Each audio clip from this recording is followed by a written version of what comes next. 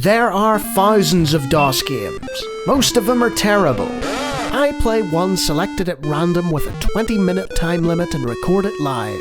This is the result. Welcome, ladies and gentlemen, to another random DOS game show. And that's possibly the worst theme I have ever heard. Wow. So this is Tiltmaze. Now, some of you might remember there were these mazes that you used to tilt back and forth and try and get all the balls in the center. This is the ASCII DOS version of that. Except you've got these sort of little zones where the little smiley faces will die if they come into contact with them. And you tilt the maze using the arrow keys and then try and get some of them in the center.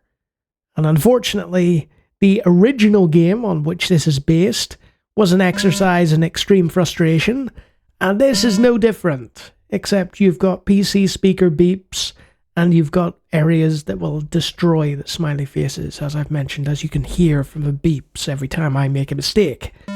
Like that. And that. It's one of those games where I feel like I just need to go to the creator and sort of say to them, why did you make this? The original tilting maze puzzles were really annoying. You've just made a DOS version of something that's really annoying.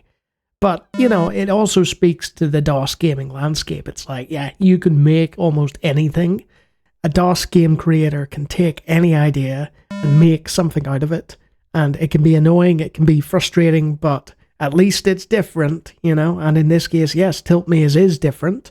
And it does a decent job trying to sort of replicate that sense of frustration and failure of the original puzzle. It's just unfortunate that I don't like the original puzzle. So yeah, Tiltmaze, who's it for? You know those maze puzzles that you hated growing up? Well, if you want to experience that with terrible PC speaker music, then Tiltmaze is for you. For everyone else, it's an exercise in extreme frustration and should be avoided. And if you like me talking about random DOS games, I do it all the time. Feel free to take a look at hundreds of other videos on my channel that aren't quite as irritating. And if you like them, you can always subscribe. And if you can solve both Tiltmaze and its real-life equivalent, you're one of my puzzling patrons. The real puzzle being, why do they give me money? Nah, seriously, they're lovely folk. Wonderful individuals, every last one of them. So yeah, this is another complete dud, but you're gonna get a few every so often, and even in being a dud, it does its job. Until next time.